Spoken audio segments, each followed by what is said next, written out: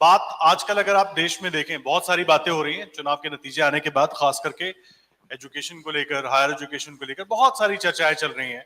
और आप में से ज्यादातर लोग, सबके परिवारों में बच्चे होंगे, और उसके पहले भी या खुद भी जब आप पढ़ते रहे होंगे हायर एजुकेशन को लेकर, बहुत सारे सवाल हम सबके दिमाग में रहे होंगे। हमारे साथ तो उस पर बातें करने के लिए और बहुत इंपॉर्टेंट इनसाइट्स क्या हो सकते हैं, जो जिस तरीके से सिनेरियोज बदल रहे हैं उस पर बात करने के लिए क्या, और हम उसको किस तरीके से डेवलप कर सकते हैं, उसको बताने के लिए हमारे साथ खुद, सबसे पहले अगर उत्तराखंड पर हम फोकस करें तो शैलेश बगोली साहब हमारे साथ। बहुत स्वागत है सर आपका अमर उजाला के इस संवाद के मंच पर, क्योंकि बहुत इंपॉर्टेंट हो जाता है संवाद के जरिए एक जो गैप है ना, उसको हम ब्रिज करने की कोशिश कर रहे हैं कि लोगों तक, बच्चों तक, तमाम परिवारों तक वो बातें पहुंचे कि हायर एजुकेशन को लेके बहुत सारे मिथ्स हैं, बहुत सारे चैलेंजेस दिखाई देते हैं, कैसे वो दूर होंगे। राजीव सर हमारे साथ हैं, आप एआईसीटी के मेंबर सेक्रेटरी हैं, बहुत स्वागत है सर आपका।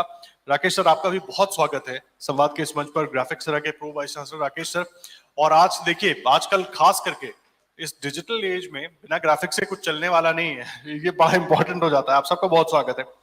सबसे पहले मैं शैलेश सर आपसे शुरुआत करूंगा, थोड़ा सा उत्तराखंड पे फोकस करते हैं। हायर एजुकेशन को लेकर बहुत सारी बातें हो रही हैं पिछले काफी दिनों से, सालों से। कोई भी सरकारों में, कोई पॉलिटिक्स की बात नहीं कर रहा, एक इनसाइट की बात कर रहा हूं। हायर एजुकेशन के लिए बहुत सारी बातें होती रही। उत्तराखंड में क्या नया कर रहे हैं आप लोग? हायर एजुकेशन हो, टेक्निकल एजुकेशन हो, क्या नया कर रहे हैं, किस तरीके से बदलाव आ रहा है? और उसके बाद कंप्लायंस की बात करें, उसके रिजल्ट्स क्या दिख रहे हैं, कुछ दिख रहे हैं, क्या है? थोड़ी सी कहानी हमें बताइए प्लीज। बहुत बहुत आपका धन्यवाद। और जितनी हमारी यहाँ पे ऑडियंस आई है और जितने डिग्निटरीज आए हैं, सबका भी मैं धन्यवाद देता हूँ। देखिए, उच्च शिक्षा के क्षेत्र में जो हायर एजुकेशन की जब हम लोग बात करते हैं, तो हमारा एक तो टेक्निकल एजुकेशन सेक्टर है, मेडिकल एजुकेशन सेक्टर है, और एक सेक्टर है जहाँ पे हम ह्यूमैनिटीज कोर्सेज और फाइनेंस के कोर्सेज चलाते हैं, जो हमारे रेगुलर कॉलेजेस हैं, जहाँ पे बीएससी हैं, आर्ट्स के कोर्सेज हैं, वो सब हम लोग कराते हैं। तो ये तीनों सेक्टरों में हम लोगों को काम करने की बहुत आवश्यकता है। अभी जैसे आपने देखा कि राष्ट्रीय शिक्षा नीति भी आई हुई है, उसमें विशेष फोकस ये है कि कैसे जो हमारे स्टूडेंट्स हैं जो इन कॉलेजेस में पढ़ रहे हैं, उनको कैसे ऐसी शिक्षा दी जाए ताकि जिससे वो उनको रोजगार मिल सके या खुद वो रोजगार सृजन करने वाले बन सकें। तो इस दिशा में भी हम लोग पिछले लगभग 2.5 साल से हम लोग काफी कुछ इनिशिएटिव्स हमारे प्रदेश ने लिए हैं, हमारी स्टेट गवर्नमेंट में लिए हैं। जैसे कि अगर मैं बात करूं तो सबसे पहले एक कोविड के बाद से एक चैलेंज हमारे सामने आया था कि हमारे जो सेशन थे वो रेगुलर नहीं रह गए थे। लेकिन पिछले 1.5-2 साल में हमने पूरी एक ईआरपी, उसको पूरे सिस्टम को ऑटोमेट करने की, पूरे सिस्टम को डिजिटाइज करने की कोशिश की है, और एक एक समर्थ करके ओआरपी है, उसको हमने शुरू किया है ताकि जो बच्चों के एडमिशन हो वो समय से हो, और जो एग्जाम्स हो वो समय से हो, उनके रिजल्ट समय से निकले, ताकि जो उनको पूरा जो एक राष्ट्रीय शिक्षा नीति एनईपी कहता है कि 180 दिन उनको पढ़ाई करनी चाहिए, तो 180 दिन की पढ़ाई उनकी सुनिश्चित हो सके। तो इस दिशा में हम लोगों ने काम किया, और पिछले 2 सेशन से हम लोग लगातार उसके माध्यम से एडमिशन भी करा रहे हैं, और उसके माध्यम से हम लोग एग्जाम्स वगैरह भी करा रहे हैं। तो एक तो ये सेशन रेगुलर करने की बात है जो बहुत इम्पोर्टेंट थी हमारे लिए। इसके अलावा नेशनल एजुकेशन पॉलिसी ये भी बोलती है कि हम लोगों को स्किल डेवलपमेंट के कोर्सेज में फोकस करने की जरूरत है, हम लोग को रिसर्च में प्रमोट करने की जरूरत है। तो इसके रिसर्च को और स्किल डेवलपमेंट को प्रमोट करने के लिए भी काफी इनिशिएटिव लिए जा रहे हैं। जैसे एक बहुत अच्छा इनिशिएटिव अभी हमने इसको शुरू किया है, जिसमें लास्ट ईयर करीब 44 हम लोगों ने रिसर्च प्रोजेक्ट उसमें सैंक्शन किए हैं। ये प्रोजेक्ट जो है एक ग्रुप को मिलते हैं जिसमें फैकल्टी भी हैं और स्टूडेंट्स भी हैं। ये डिग्री कॉलेजेस की फैकल्टी भी हैं और स्टूडेंट्स भी हैं। तो बेसिकली एक ये रिसर्च के माहौल को बढ़ाने में मदद करता है पूरे कॉलेज में। इसके अलावा जो बच्चे पीएचडी कर रहे हैं उसको भी हम लोग कुछ स्कॉलरशिप दे रहे हैं। मेरिटोक्रेसी को बढ़ावा देने के लिए हम वो बच्चे जो हमारे अगर अलग अलग कॉलेजेस में जो फर्स्ट सेकंड थर्ड रैंक में आते हैं, उनको हम लोग एक मेरिट स्कॉलरशिप भी हमने पिछले साल से स्टेट गवर्नमेंट ने शुरू की है। तो एक पूरी पूरी मेरिटोक्रेसी को बढ़ावा देने के लिए हम लोग इस दिशा में काम कर रहे हैं। अगर मैं टेक्निकल एजुकेशन की बात करूं तो टेक्निकल एजुकेशन में भी बेसिकली एम्प्लॉयमेंट हमारा फोकस है, और वहां पे जो आजकल के युग के जो नई जो इमर्जिंग टेक्नोलॉजी हमारे देश में और पूरे विश्व में आ रही है, उस पे फोकस कर रहे हैं। आर्टिफिशियल इंटेलिजेंस के कोर्सेज हो, मशीन लर्निंग के कोर्सेज हो, इस तरह के कोर्सेज और हमारे प्रदेश में शुरू किए गए हैं। ओवरऑल अगर हम लोग हायर एजुकेशन की बात करें तो मेरा बड़ा स्ट्रांगली ये मानना है कि ये सेक्टर जो है it's a private good, strictly एक प्राइवेट गुड है। तो प्राइवेट सेक्टर को भी इसमें बहुत ज्यादा प्रमोट करने की जरूरत है।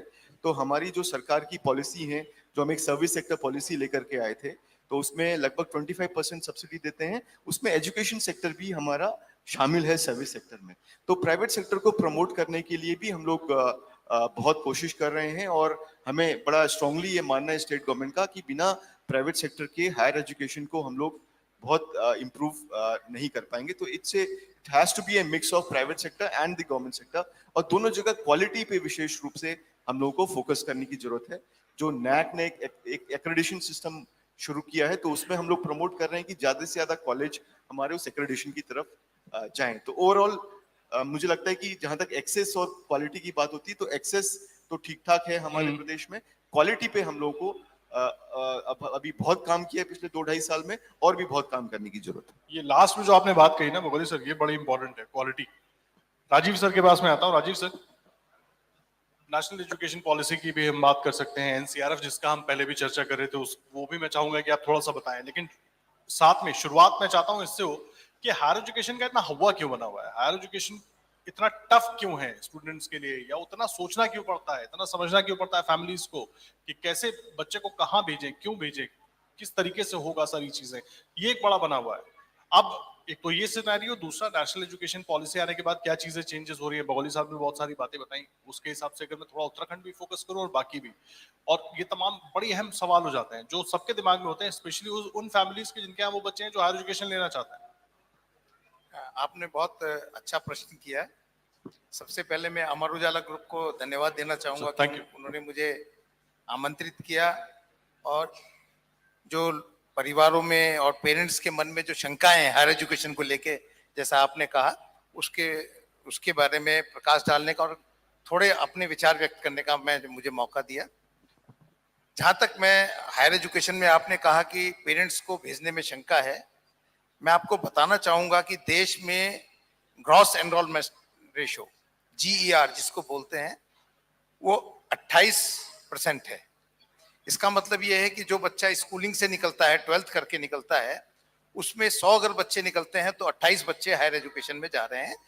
और अगर शिक्षा नीति की बात करें तो शिक्षा नीति में प्रावधान है कि इसको अगले आने वाले समय में इसको हम 50% ले जाने का भारत सरकार का प्रयास है। और उसके लिए जो शिक्षा नीति में प्रावधान किए गए हैं, जो घोषणाएं की हैं, जो उनको क्रियान्वित करने के लिए भारत सरकार ने एक फ्रेमवर्क जारी किया है जिसका नाम है नेशनल क्रेडिट फ्रेमवर्क। यहाँ पर बहुत से ऐसे लोग हैं जिनके बच्चे पढ़ रहे होंगे और माध्यम से, डिफरेंट माध्यम से, उनके लिए समझना जरूरी है कि नेशनल क्रेडिट फ्रेमवर्क क्या है।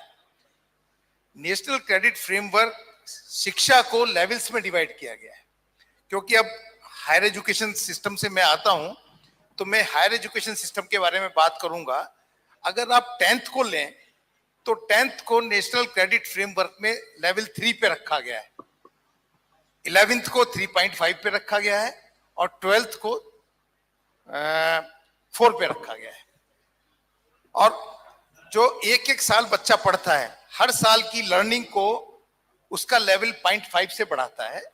अगर 4 साल का कोर्स करके निकलता है बच्चा हायर एजुकेशन में, तो वो 6 लेवल पे बाहर आता है, और सबसे ज्यादा लेवल PhD का है, वो लेवल 8 है। अब अगला प्रश्न ये उठता है कि इस लेवलिंग का फायदा क्या होगा, लेवलिंग किया है तो लेवल करने की जरूरत क्यों पड़ी। मैं आपको बताना चाहूंगा कि अब तक हम शिक्षा साइलोज में, अलग अलग साइलोज में प्रोवाइड करते थे। अगर कोई बच्चा वोकेशनल एजुकेशन का है तो उसको कोई भी मौका नहीं था कि वो मेन स्ट्रीम एजुकेशन में आ सके, या कोई बच्चा जो मेन स्ट्रीम एजुकेशन का है वो वोकेशनल एजुकेशन में जा सके। ये कोई प्रावधान अब तक की शिक्षा प्रणाली में नहीं था। लेवल डिसाइड करने से फायदा ये हुआ कि अगर किसी बच्चे ने 3 लेवल पे वोकेशनल एजुकेशन प्राप्त की हुई है और वो 3.5 पर मेन स्ट्रीम एजुकेशन में आ सकता है, तो उसको 3.5 में आने के लिए, मेन स्ट्रीम एजुकेशन में आने के लिए ये शिक्षा प्रणाली ने आने का एक मौका दिया है। एक लाभ ये है दूसरा लाभ ये है कि बच्चे का इंटरेस्ट किसी दूसरे डोमेन में होता है, और लेकिन प्रेशर के कारण, चाहे वो प्रेशर पेरेंट्स का हो या समाज का हो, वो उस रुचि को छोड़कर दूसरे क्षेत्र में उच्च शिक्षा में चला जाता है। फॉर एग्जाम्पल अगर देखें, बहुत से बच्चों का म्यूजिक या स्पोर्ट्स में रुझान होता है, लेकिन घर वालों का प्रेशर होता है कि तेरे पास डिग्री नहीं होगी तो तू क्या करेगा, तो वो स्पोर्ट्स छोड़ देता है या म्यूजिक छोड़ देता है, और वो शिक्षा में अधमरे मन से शिक्षा प्राप्त करता है। तो ये अब प्रावधान नेशनल क्रेडिट फ्रेमवर्क या नेशनल एजुकेशन पॉलिसी ने ये दिया है कि बच्चा स्पोर्ट्स या म्यूजिक को करते हुए भी उच्च शिक्षा प्राप्त कर सकता है, जनरल एजुकेशन प्राप्त कर सकता है। तो ये कुछ प्रावधान शिक्षा प्रणाली, नई शिक्षा प्रणाली और न्यू एजुकेशन पॉलिसी और नेशनल क्रेडिट फ्रेमवर्क ने हमारे बच्चों को दिए हैं। और सबसे बड़ी जरूरत यह है कि हम पेरेंट्स को इन प्रावधानों को समझने की जरूरत है। अब कोई भी चीज एक्स्ट्रा करिकुलर एक्टिविटी नहीं है, एवरीथिंग इज करिकुलर एक्टिविटी। हाँ, ये बड़ी इंपॉर्टेंट बात आप करें, क्योंकि चीजें इतना बदल गई हैं। पहले हम लोगों के टाइम पे शायद हम स्कूल में थे या पढ़ाई कर रहे थे, बहुत सारी चीजें एक्स्ट्रा करिकुलर एक्टिविटीज के नाम पर थी। अब मुझे जो लगता है, जो मेरा एक्सपीरियंस है, कि बहुत सारी चीजें उसमें रही नहीं, वो अंदर आ गई हैं, सब एजुकेशन के अंदर आ गई हैं, या जरूरत बन गई है आपकी। बिल्कुल सही कहा।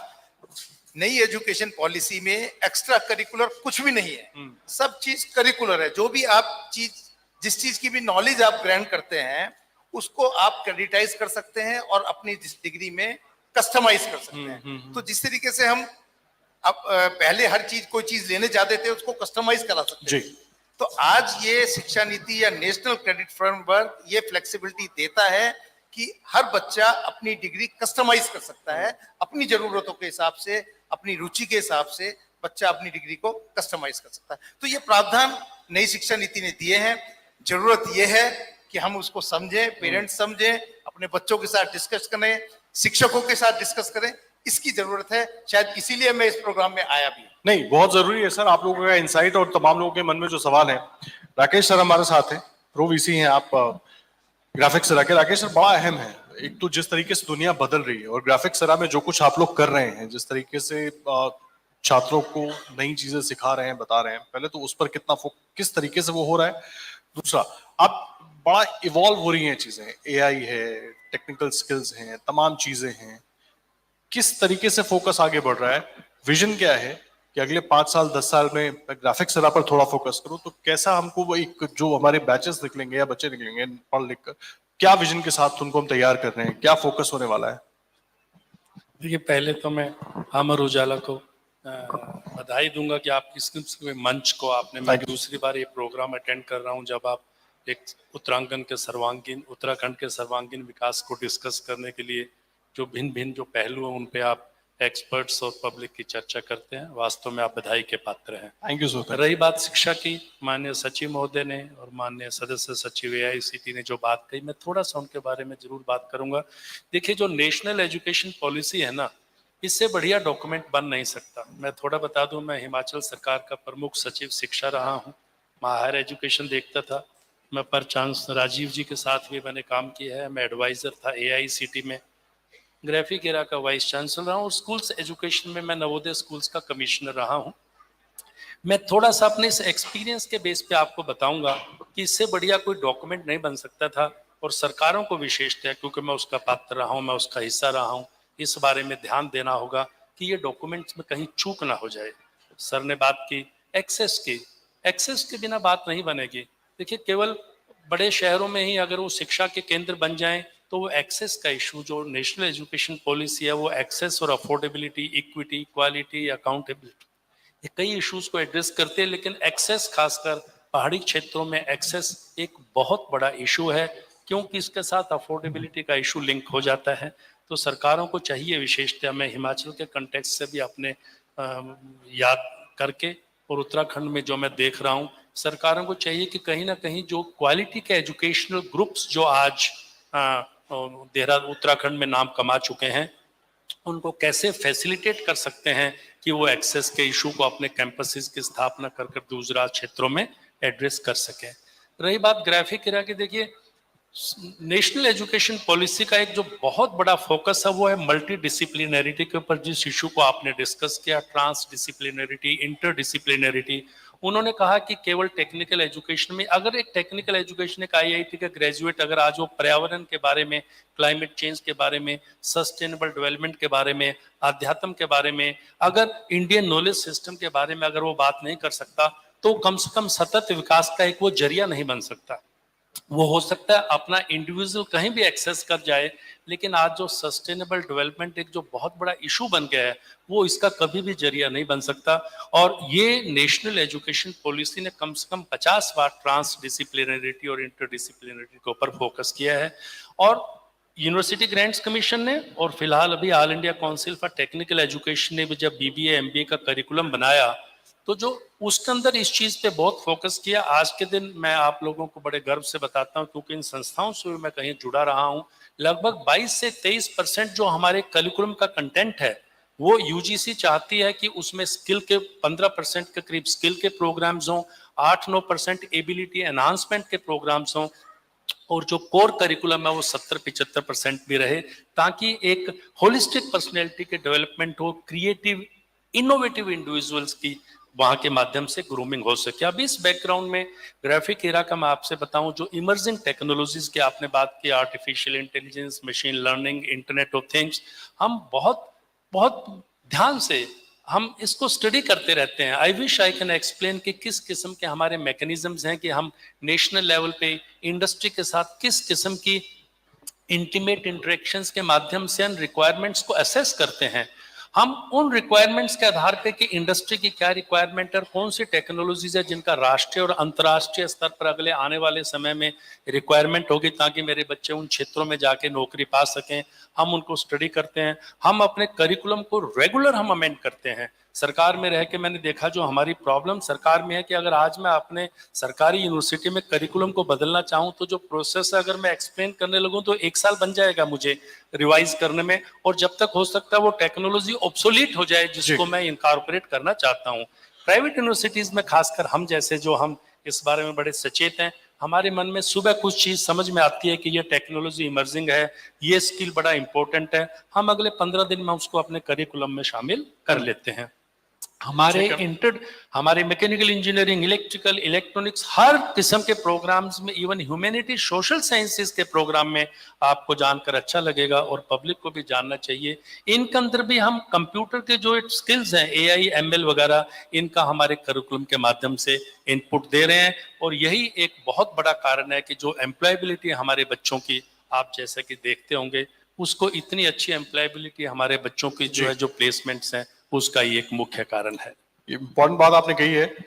शैलेश जी, मैं आपके पास आऊंगा क्योंकि राकेश जी ने बहुत सारी बातें कही, लेकिन एक बात जो मुझे समझ में आई और ये बात मेरे मन में भी बार बार आ रही थी, एक्सेसिबिलिटी को लेकर। तो एक्सेसिबिलिटी के लिए सरकार को भी कुछ बोल्ड डिसीजंस लेने होंगे, कोई बिग मूव लेना होगा। क्या कर रही है सरकार इसके लिए उत्तराखंड के हिसाब से, अगर मैं पूछूंगा? देखिए, जहां तक एक्सेसिबिलिटी, यहाँ के टेरेन के हिसाब से वो बड़ी चुनौती है। देखिए, जो एक्सेसिबिलिटी की बात अगर कहें तो आज हमारे पास हायर एजुकेशन सेक्टर में, टेक्निकल एजुकेशन सेक्टर में, प्राइवेट और गवर्नमेंट सब मिला करके लगभग 500 से ऊपर हमारे पास कॉलेजेस और यूनिवर्सिटीज हैं। तो अगर आप एक उत्तराखंड के सिनेरियो में बात करें, ओवरऑल एक दिखता है कि एक्सेस तो है अवेलेबल, लेकिन क्वेश्चन क्या है, 2 क्वेश्चन इसमें इमर्ज होते हैं हमारे सामने। क्या क्वालिटी एक्सेस है कि नहीं है? क्या जहां पे कॉलेजेस या यूनिवर्सिटीज हैं, जो भी हैं, वहां पे क्वालिटी एजुकेशन दी जा रही कि नहीं दी जा रही है? और दूसरा, ये जो कॉलेजेस और यूनिवर्सिटीज हैं, उनका ज्योग्राफिकल स्प्रेड क्या है? तो ये 2 चीजें बड़ी इंपॉर्टेंट है यहाँ पे। तो जैसे उत्तराखंड में हम लोग देखते हैं कि ज्यादातर जो हमारे कॉलेजेस और यूनिवर्सिटीज हैं, वो ज्यादातर हमारे मैदानी इलाकों में, देहरादून, हरिद्वार, इन इलाकों में ज्यादा स्प्रेड आउट है। और हालांकि सरकारी सिस्टम तो खैर, सरकारी कॉलेजेस और यूनिवर्सिटीज तो वो इवनली, मुझे लगता है कि मोरलेस इवनली स्प्रेड आउट है, लेकिन प्राइवेट सेक्टर हमारा ज्यादातर जो है हमारे मैदानी इलाकों में ही है। तो एक तो हम लोगों को ये आवश्यकता होगी कि जो हमारे प्राइवेट जो एजुकेशन सेक्टर में जो लोग इन्वेस्ट करते हैं या जो लोग जाते हैं, उनको थोड़ा सा हम प्रमोट कर सकें कि वो हिल एरियाज की तरफ भी जाएं। और वो धीरे धीरे हम लोग कोशिश करें। जैसे मैं बता रहा हूँ आपको कि जो सर्विस सेक्टर पॉलिसी हमारी आई है, जिसमें 25% सब्सिडी भी स्टेट गवर्नमेंट दे रही है, उसमें भी कुछ स्पेशल इंसेंटिव भी हैं कि लोग हिल एरियाज में जाकर के अपने कॉलेजेस और यूनिवर्सिटी सेटअप करें। इसके अलावा जो यूनिवर्सिटीज बनाने की जो हमारी एक पॉलिसी है वो भी प्रमोट करती है कि लोग हिल एरियाज में जाएं और वहां पर जाकर के अपना यूनिवर्सिटी कैंपसेस या यूनिवर्सिटीज को स्टैब्लिश करें। तो इस तरह से सरकार कोशिश कर रही है कि इन इलाकों में जाएं। और पिछले लगभग 1-2 साल से मैं देख रहा हूं कि कुछ यूनिवर्सिटीज ने और कुछ प्राइवेट कॉलेजेस ने ये एक अपना इंटरेस्ट शो किया है कि वो हिल एरिया में जाना चाहते हैं और वहाँ के जो स्टूडेंट्स हैं उसको उसका डेफिनेटली मुझे लगता है कि लाभ मिलेगा। और जहाँ तक गवर्नमेंट सेक्टर के जो कॉलेजेस और यूनिवर्सिटीज हैं उनकी अगर मैं बात करूं तो हम लोग सभी जगह पे क्वालिटी इंश्योर करने की हम लोग कोशिश कर रहे हैं। तो क्वालिटी इंश्योर करने में तो सबसे पहले उसका इंफ्रास्ट्रक्चर जो है वो हम इम्प्रूव करें। अभी तक जैसे अगर हम लोग जो हमारे नॉर्मल डिग्री कॉलेजेस है जहाँ पे ह्यूमैनिटीज और साइंसेस के कोर्सेज पढ़ाए जाते हैं, तो मैंने ये देखा कि ये हमारी सरकार ने महसूस किया कि आजकल के युग में बिना कंप्यूटर एजुकेशन के बहुत ज्यादा ग्रोथ नहीं हो सकती है, क्योंकि हर सेक्टर में चाहे वो सोशल साइंसेज हो, फाइन आर्ट्स के कोर्सेज हो या फॉर दैट मैटर साइंस के कोर्सेज हो, सब जगह आपको बिना कंप्यूटर के बच्चों की ग्रोथ या बच्चों की एम्प्लॉयबिलिटी बढ़ाई नहीं जा सकती है। तो हम लोग अब धीरे धीरे हम लोगों ने फोकस करने की कोशिश की है। शुरुआत में हमने कुछ 20 मॉडल कॉलेजेस दिए हैं जहां पे हम लोग कंप्यूटर एजुकेशन को प्रमोट करने के लिए इंफ्रा डेवलप कर रहे हैं और उसके सबसे फैकल्टी प्रोवाइड कर रहे हैं कि बच्चों को कंप्यूटर एजुकेशन भी हम लोग प्रोवाइड करें। और ये सभी जिलों में हमारे स्प्रेड आउट हैं हमारे। और इसके अलावा इंफ्रास्ट्रक्चर में विशेष तौर पे फोकस कर रहे हैं पूरे प्रदेश में ही, चाहे वो हिल एरिया हो या प्लेन एरिया हो। फैकल्टी इस बीच में काफी जो सरकार ने पिछले 2-2.5 साल में कोशिश की है कि जितना भी वैकेंट पोजीशंस हैं उसको हम लोग भरें, जिसके तहत लगभग 15-16 हजार के आसपास भर्तियां भी हुई हैं हमारे प्रदेश में। उसमें एक बड़ा चंक हमारे डिग्री कॉलेज के जो असिस्टेंट प्रोफेसर्स हैं उनका है। तो लगभग 150 के आसपास हमारे पास आ चुके हैं, 400 करीब अभी 300 करीब अभी और आने हैं हमारे पास। तो एक जो फैकल्टी का गैप रहता था वो शायद हमारा उससे पूरा हो जाएगा और थोड़ा क्वालिटी एजुकेशन की तरफ हम लोग उसके माध्यम से बढ़ पाएंगे। इसके अलावा लैब्स की फैसिलिटी बढ़ाना इन सभी कॉलेजेस में, ये हम लोग की प्रायोरिटी है। रिसर्च में फोकस करना, स्किल में फोकस करना। एक स्किलिंग एक ऐसा इंपॉर्टेंट सेक्टर है जहां पे जिसके माध्यम से हम लोग बहुत अच्छे तरीके से एम्प्लॉयबिलिटी लोगों की बढ़ा सकते हैं। अब यहाँ पे चैलेंज फिर से उत्तराखंड के पर्सपेक्टिव में ये है कि स्किल्स में मुझे लगता है कि हैंड्स ऑन ट्रेनिंग होना बहुत इंपॉर्टेंट है। और ये हैंड्स ऑन ट्रेनिंग इंडस्ट्री चूंकि हमारी लोकलाइज्ड है, ये प्लेन मैदानी एरिया में, तो पहाड़ों में कैसे हम लोग पहाड़ के क्षेत्रों में कैसे स्किल एजुकेशन प्रोवाइड करें, ये एक हम लोग के सामने एक चैलेंज था। तो अभी बीच में हमने एक कॉन्फ्रेंस की एनसीवीटी के साथ, तो उसमें काफी अच्छे सुझाव हमें मिले हैं कि भाई कैसे आप स्किल कोर्सेज को आप प्रमोट कर सकते हैं, स्पेशली जो हमारी रिमोट फारफ्लंग एरियाज में है।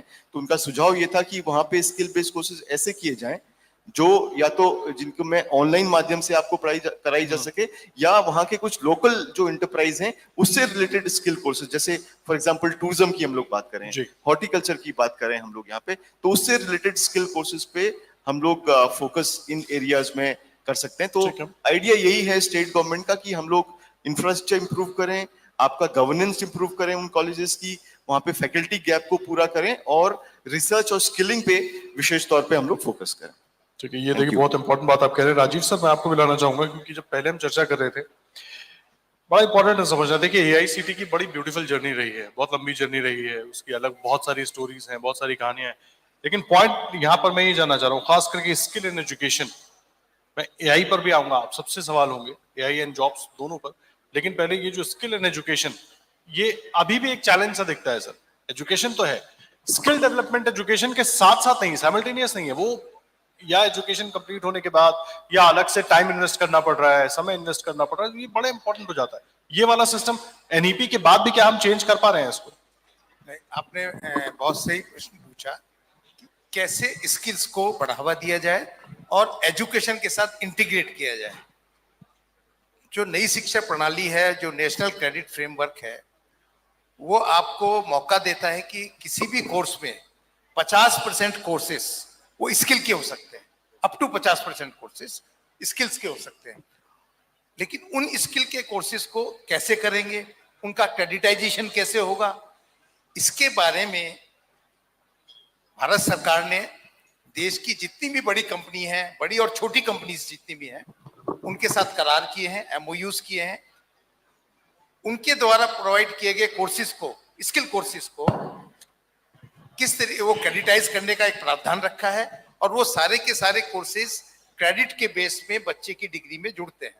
ये प्रावधान भारत सरकार ने किया है, मिनिस्ट्री ऑफ स्किल ने किया है, मिनिस्ट्री ऑफ एजुकेशन ने किया है। देश की अधिकतर बड़ी और छोटी इंडस्ट्रीज हैं, चाहे वो मैन्युफैक्चरिंग सेक्टर में है, चाहे वो आईटी सेक्टर में है, भारत सरकार ने उनके साथ करार और एग्रीमेंट किए हैं, और इस दिशा में बहुत तेजी से कार्य चल रहा है। सबसे बड़ी जरूरत यह है कि ये इंफॉर्मेशन हमारे बच्चों तक पहुंचे, हमारे यूनिवर्सिटीज, क्योंकि अल्टीमेटली क्रेडिट्स को काउंट करने का काम जो है हमारी यूनिवर्सिटीज को करना है, संस्थानों को करना है। उनको अपनी एकेडमिक बॉडीज को फ्लेक्सिबल बनाना होगा, डायनेमिक बनाना होगा, जिससे, क्योंकि अगर आप देखें जो टेक्नोलॉजी कितनी रैपिडली चेंज होती है, कि अगर बच्चा 4 साल के प्रोग्राम में अगर एडमिशन लेता है, जो टेक्नोलॉजी फर्स्ट ईयर में होती है, जब वो बाहर निकलता है 4 साल बाद, तो वो टेक्नोलॉजी चेंज हो जाती है। तो rapid change of technology is putting lot of challenge on our students and our system. तो इस चैलेंज को एड्रेस करने के लिए हमारे सारे सिस्टम्स, चाहे वो ऊपर के लेवल में रेगुलेटरी बॉडीज हो, चाहे यूनिवर्सिटीज हो, चाहे हमारे संस्थान हो, उनको डायनेमिक होना पड़ेगा, decision making very very fast होना पड़ेगा।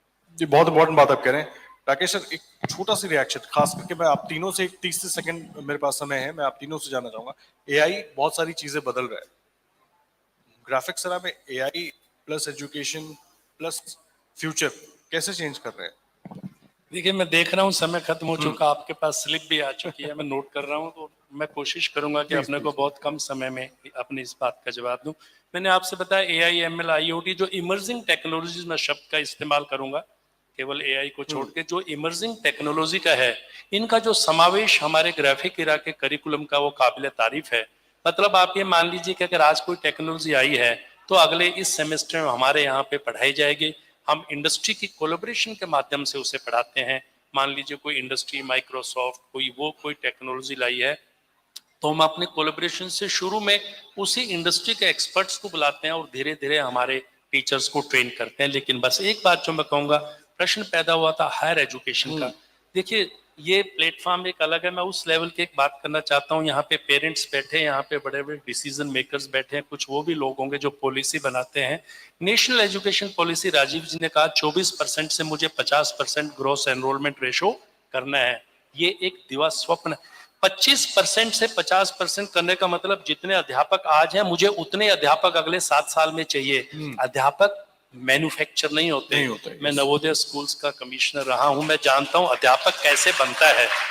लाखों, 9 से 10 लाख अध्यापकों के अगले 5 साल में। और क्वालिटी एजुकेशन की बात करें, आप क्वालिटी टीचर्स के बिना, मैं ग्राफिक के एक्सपीरियंस से कह रहा हूं, आज अगर हमारा ब्रांड है, उसका क्रेडिट अगर मैं किसी को दूंगा, मैनेजमेंट और वो सब बातें जरूरी हैं, लेकिन अगर मैं क्रेडिट दूंगा, अगर कोई प्री रिक्विजिट है क्वालिटी एजुकेशन का, वो है एक अच्छा अध्यापक। आज समाज को चिंतन ये करना है कि अगले 5 साल में मैं 14 लाख टीचर कहां से लाऊंगा। पेरेंट्स की जिम्मेवारी है अपने बच्चों को मोटिवेट करें कि वो अध्यापन के इस वोकेशन, इसके प्रति अपना करें। और यूनिवर्सिटीज का और एजुकेशनल इंस्टीट्यूशंस का और सरकारों का दायित्व बनता है कि किस किस्म से अध्यापन को एक प्रोफेशन के तौर पे प्रमोट किया जा सके, ताकि अच्छे लोग इसमें आए। अन्यथा ये 25 से 50% ग्रोस एनरोलमेंट रेशो नंबरों में रह जाएगा, और जो पनीरी जो हम लगाएंगे, जो हम जिस किस्म का बीज बो रहे हैं, उसका जब फल बनेगा, हो सकता है वो मुझे उस किस्म का टेस्ट या उस किस्म का फल प्रदान ना करे जिसकी मैं अपेक्षा करता हूं। ठीक है राजीव सर, इसका जवाब मैं चाहूंगा आप दे दें 30 सेकंड में। राकेश जी ने ठीक कहा कि शिक्षक किसी मैन्युफैक्चरिंग मशीन में नहीं बन सकता, लेकिन जो शिक्षा नीति में जीआर बढ़ाने की बात कही है, वो 1 साल में नहीं गई। ये ग्रेजुअल प्रोसेस है, इसका समय सीमा सरकार ने कहा है कि अगले 10 साल में हमें इसको डबल करना है, और उसमें प्रयास हुआ है। लास्ट 1 ईयर में भी हमने देखे तो जीआर में 1% की वृद्धि हुई है। ये प्रोसेस स्टार्ट हुआ है, और हमने शिक्षा को फेस टू फेस मोड के अलावा इसमें ओडीएल, डिस्टेंस एजुकेशन का भी बहुत बड़ा रोल रहने वाला है। डिस्टेंस एजुकेशन है, ऑनलाइन एजुकेशन है, क्योंकि तकनीक का आपको यूज करना पड़ेगा अगर आप GER 28% से 50% की ओर लेके जाना है। सरकार इस बारे में कार्य कर रही है। आपने देखा होगा कि बहुत सारे कोर्सेज ऑनलाइन, हर यूनिवर्सिटी ऑलमोस्ट ऑनलाइन कोर्सेज और ODL कोर्सेज ऑफर कर रही है। एक चैलेंज जो आ रहा है अभी ऑनलाइन ODL कोर्सेज में क्वालिटी का है। देखिए, क्वालिटी और शुरू में एक्सेस और उसके बाद क्वालिटी पे बहुत ध्यान देने की आवश्यकता है। एक्रेडिटेशन और quality of teachers, training of to teachers, ये एक बहुत महत्वपूर्ण रोल अदा करते हैं इन सब चीजों में। और इसके बारे में टीचर्स ट्रेनिंग के प्रोग्राम हर जगह, चाहे वो भारत सरकार हो या स्टेट गवर्नमेंट्स हो, उनके द्वारा टीचर्स ट्रेनिंग के प्रोग्राम बल्क में चलाए जा रहे हैं। और बहुत से टीचर, अगर मैं AICT की बात करूं, पिछले 3 साल में करीबन हम 4 लाख टीचर्स को इमर्जिंग एरियाज में ट्रेन कर चुके हैं, ऑनलाइन कोर्सेज के माध्यम से और ऑफलाइन कोर्सेज। तो ये एक प्रयास चाहे वो स्टेट गवर्नमेंट्स हैं, चाहे भारत सरकार है, उनके द्वारा किया जा रहा है। अब मुझे उम्मीद है कि एक टाइम फ्रेम में जो भारत सरकार ने तय किया है, ये 50% का लक्ष्य हो जाएगा। राजीव सर, बहुत छोटा सा रिएक्शन और जल्दी से मैं सिर्फ इतना जानना चाहूंगा, जो बात राजीव सर कह रहे हैं और जो सवाल राकेश सर ने उठाया, उत्तराखंड की सरकार वो माइलस्टोन अचीव करने के लिए क्या कर रही है? देखिए, मैं अगर उत्तराखंड के कॉन्टेक्स्ट में बताऊं तो ये 50% का जो टारगेट है GER का, शायद हमारे लिए इतना चैलेंजिंग इसलिए नहीं है क्योंकि हम लोग ऑलरेडी 42% के आसपास में हम लोग बैठे हुए हैं कि हमारा GER लगभग 42% है। और इससे भी अच्छी बात यह है कि यहाँ पे ज्यादातर जो गर्ल्स हैं हमारी, उनकी संख्या ज्यादा है हायर एजुकेशन सेक्टर में, इट्स मोर देन 50%। मैं अल्टीमेटली वही बात कहूंगा दोबारा से कि क्वालिटी एजुकेशन पे हम लोगों को फोकस करने की जरूरत है। GER हम ठीक है बढ़ाना चाहिए उसको हम लोगों के लिए, लेकिन अगर हम ऐसी पाठ्यक्रम पढ़ा रहे हैं अपने कॉलेजेस में और यूनिवर्सिटीज में जहां पे स्टूडेंट वैल्यू नहीं देख पा रहा है अपने आप के लिए, मेरा जो एक्सपीरियंस है कि कई बच्चे कॉलेज नहीं आते हैं, वो इसलिए नहीं आते क्योंकि because they are not able to find value in what is being talk to them. तो वो बच्चों को कैसे उनको वैल्यू दिखे उस सिस्टम में, उस पढ़ाई में कैसे उनको वैल्यू दिखे, ताकि वो उनको लगे कि हाँ, ये मैं अपना टाइम इन्वेस्ट कर रहा हूँ, अपना पैसा इन्वेस्ट कर रहा हूँ और आने वाले समय में मुझे इससे नौकरी मिलेगी या मैं दूसरों को नौकरी दे पाऊंगा। तो ये वैल्यू उनको, बच्चों को, हम लोगों को दिखानी पड़ेगी। उसके लिए हमें अपने इंटरनल सिस्टम्स को, अपने क्यूरिकुलम को, उसको इम्प्रूव करना पड़ेगा ताकि बच्चे आए और उसका एक अच्छा बेनिफिट लेकर के हमारे समाज में, हमारी इकोनॉमी में कंट्रीब्यूट कर पाए। इस पे हम लोगों को फोकस करने की जरूरत है। ये बहुत इंपॉर्टेंट बात आपकी, वैल्यू एडिशन जो है ना वो बड़ा इंपॉर्टेंट हो जाता है। और तीनों ही हमारे खास मेहमानों को आपने सुना, क्योंकि हायर एजुकेशन को लेकर बहुत सारी बातें होती हैं, बहुत सारे सवाल हम सबके मन में हैं, इसलिए तमाम खास मेहमान हमारे साथ मौजूद थे और जो भी डाउट्स हैं उस पर हम बात कर रहे थे और क्या आगे के रास्ते और बेहतर रास्ते हो सकते हैं, उस पर हम क्या नई सोच हो सकती है वो जानने की कोशिश कर रहे थे। बहुत धन्यवाद राजीव सर, चलिए सर आपका, राकेश सर, आप तीनों का बहुत धन्यवाद अमर उजाला के संवाद के मंच पर आने के लिए और अपने इनसाइट से। अगर आप ये वीडियो YouTube पर देख रहे हैं तो हमारे चैनल को सब्सक्राइब करें और बेल आइकन को दबाना ना भूलें। अगर आप Facebook पर ये वीडियो देख रहे हैं तो हमारे पेज को लाइक करें।